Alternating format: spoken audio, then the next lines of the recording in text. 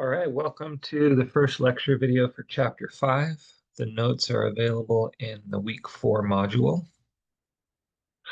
We're going to start by comparing discrete probability distributions to continuous probability distributions. As a reminder from last week, a discrete probability distribution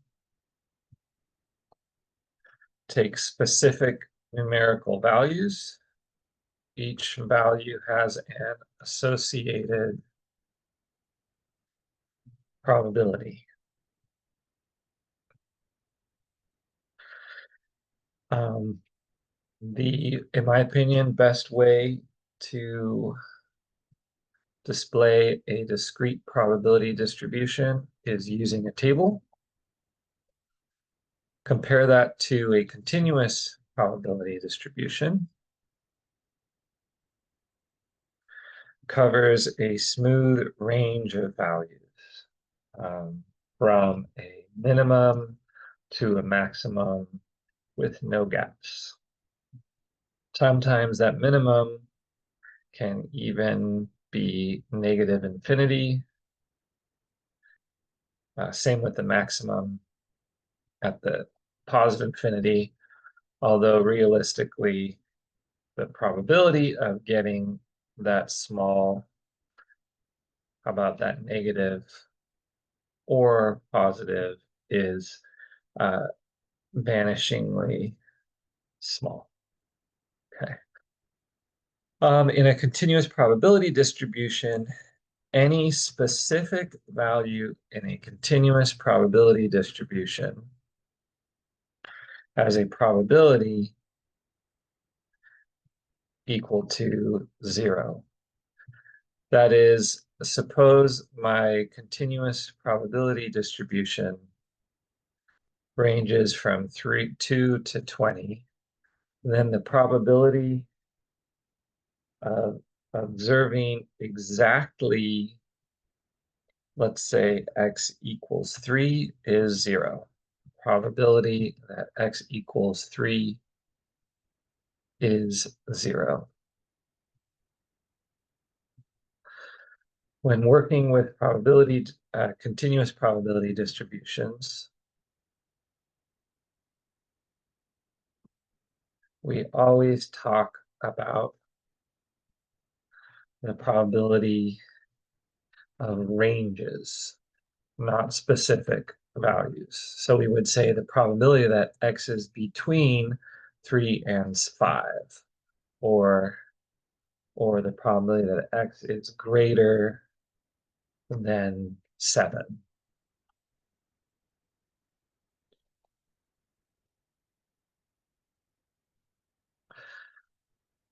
So while a discrete probability distribution has a probability for each value, a continuous probability distribution only has non-zero probabilities for ranges of values, not specific values.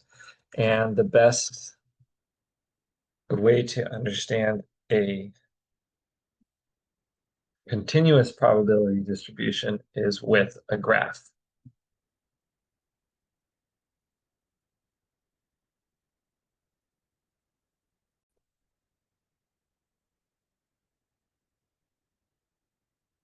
This lecture focuses on, well, this chapter focuses on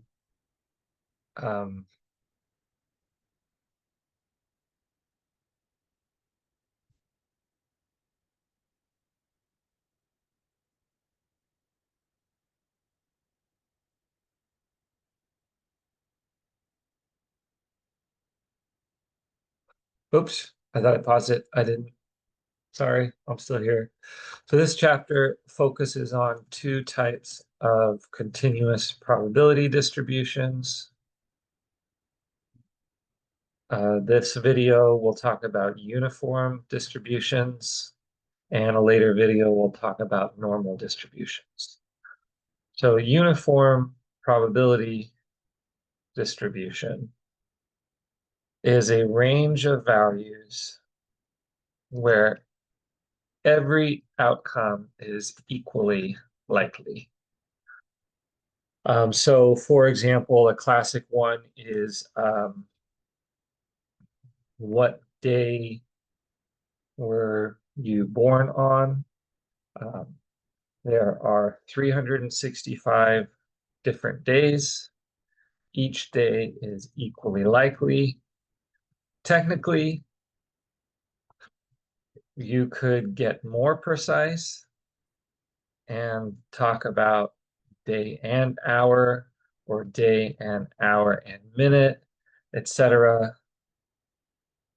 So this is a continuous probability distribution because any specific time is possible between January 1 at 12:00 and December 31st at 11:59.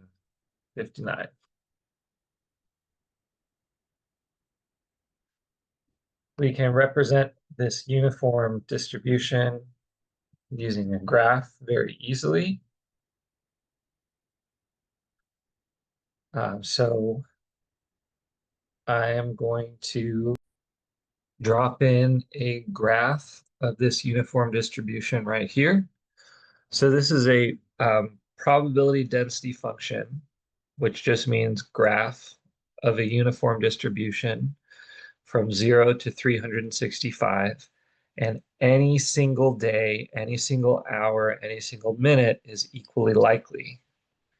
So we represent that with the flat line, and the height of that line is 1 over 365. If there are 365 different possible values and they're all equally likely, then 1 over 365 is going to be the height of that graph. I could ask some questions about this. What's the probability that x equals 235? Well, remember this is a continuous distribution, so that probability is 0.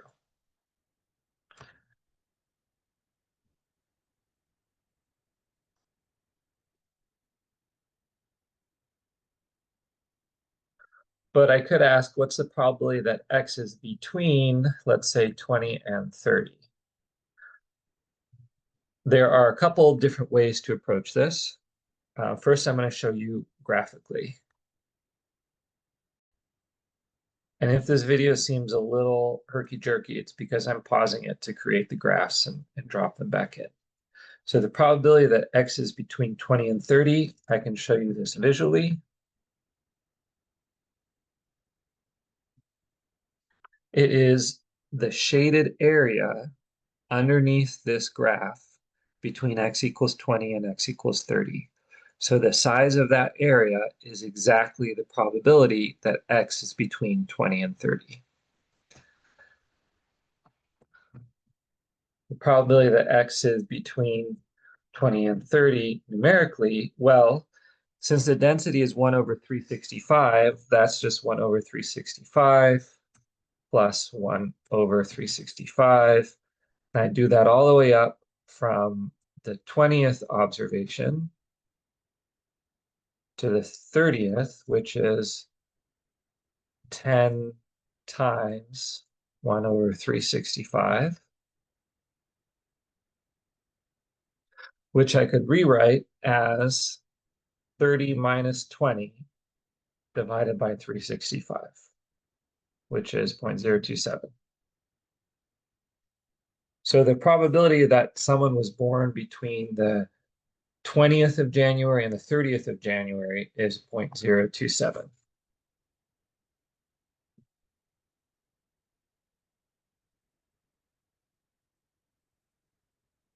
The 20th and 30th day of the year is 0.027.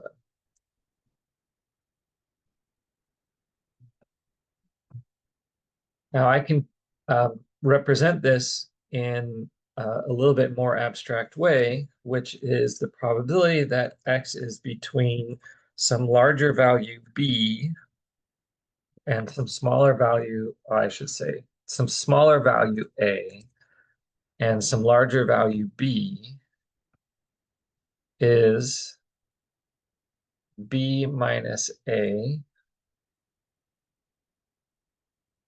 divided by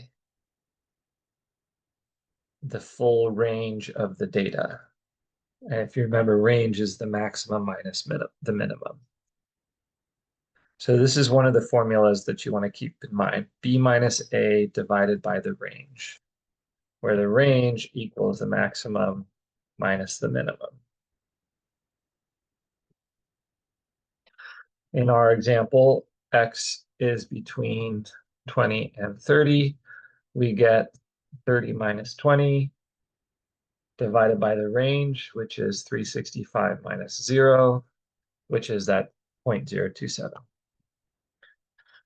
I could say, what's the probability that x is greater than 100? Well, I would take, and I would rewrite this a little bit, which is x is between 100 and the maximum. And now I can use that same formula, 365 minus 100 over 365 minus 0, which is 0.726.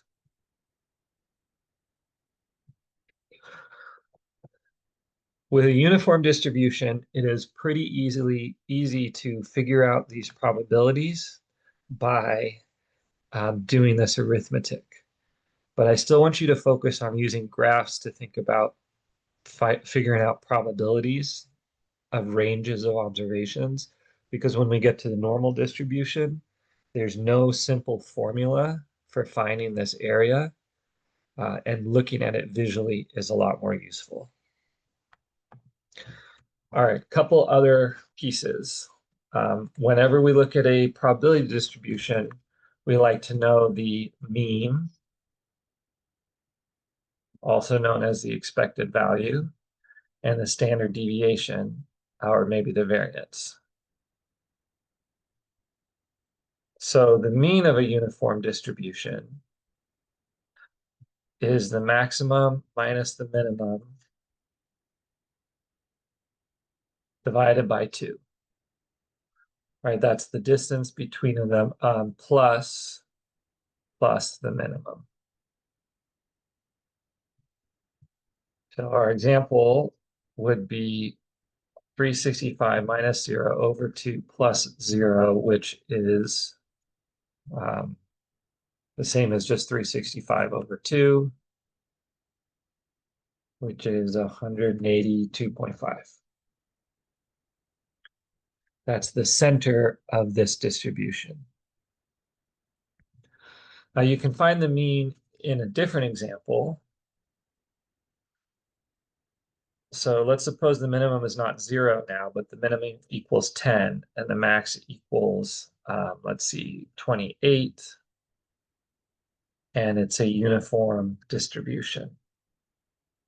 Then the mean is going to be 28 minus 10 divided by 2 plus 10, which is 9 plus 10, which is 19. And the standard deviation just follows a particular formula, which is max minus min divided by the square root of 12. Why the square root of 12? Mathematically works out that way. So in our first example, where the max is 365 and the min is 0, the standard deviation is 365 minus 0 over the square root of 12, which is, let me put this into R,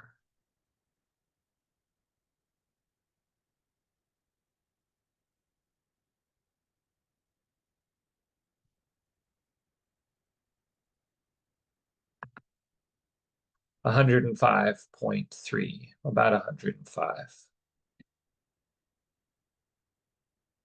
Tells you something about the spread of that data, right? It says you would expect to get around 182, but you wouldn't be surprised if you were up to 282 or down to just plain 82 or even a little bit more or less. And in our example where our max was 28 and the min was 10, standard deviation is going to be 28 minus 10 over square root of 12, which is 5.2, about. And that's how you find the standard deviation for a uniform distribution. Okay, two more topics from the uniform distribution, which will apply later to the normal distribution. And the first one is computing percentiles. A percentile is the observation that marks the place in the distribution where a certain percent of the observations is below that specific observation. I'm going to say value instead of observation.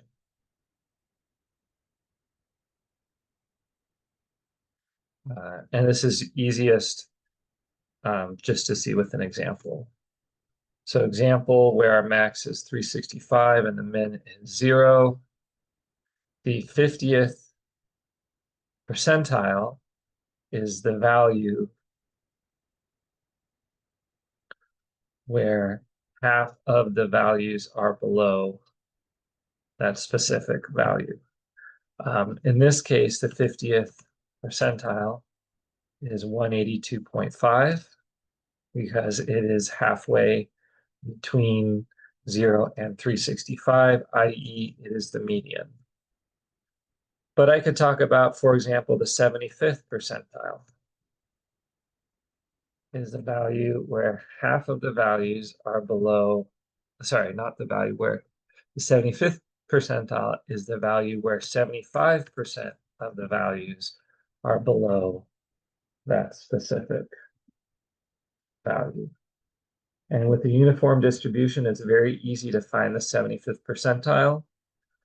The 75th percentile is equal to the max minus the min times 0.75 plus the min. So in this case, it's 365 minus 0 times 0.75 plus 0, which is 273.75. So the interpretation is 75% of births occur before the 274th day, right? I rounded up, of the year. And you can do this for any percentile, for any pth percentile. The value is max minus min times the p is a decimal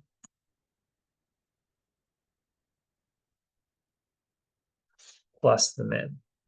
So in our example where the max is 28 and the min was 10, the let's say this 37th percentile is 28 minus 10 times 0.37 plus 10, which equals 16.66.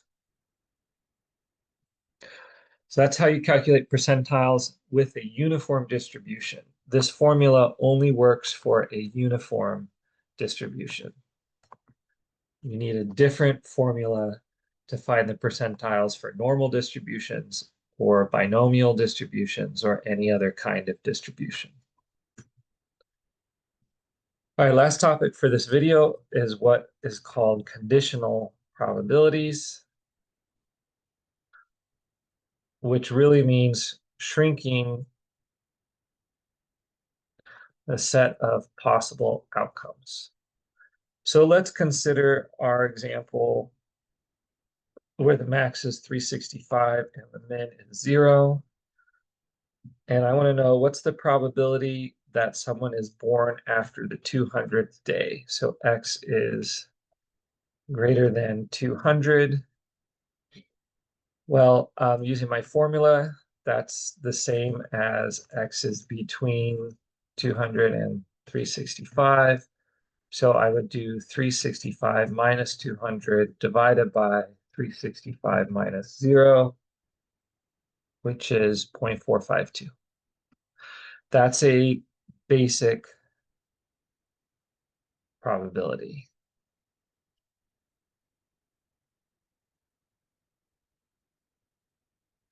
A conditional probability would be something like, what's the probability that x is greater than 200, given that we know x must be greater than 100?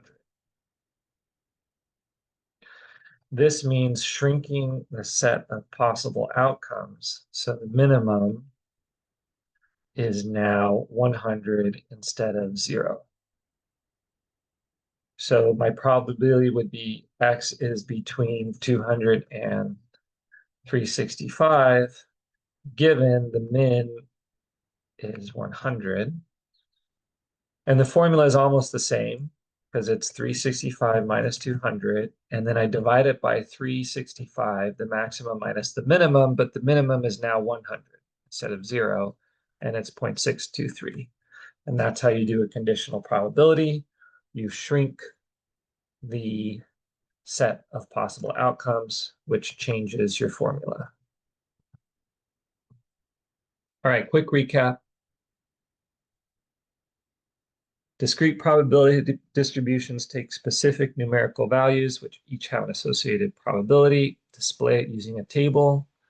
Continuous probability distributions covers a smooth range of values from a minimum to a maximum with no gaps. Use a graph to understand a continuous probability distribution, and we always talk about ranges for probabilities, not specific values. This video is focusing on uniform probability distributions,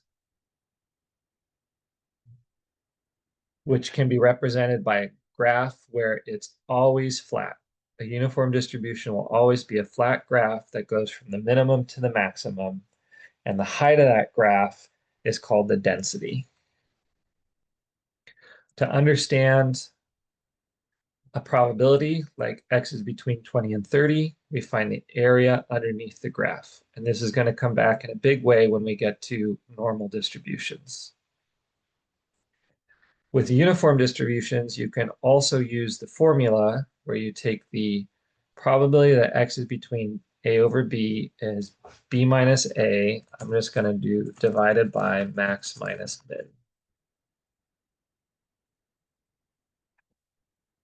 And that will always give you the probability of being between a and b. We figured out the mean, which is just halfway up. Figured out the standard deviation, which is the max minus min over square root 12. We computed some percentiles, and we talked about conditional probabilities, which shrink the probability space. In the next video, I will talk about the other type of continuous distribution, which is the normal distribution.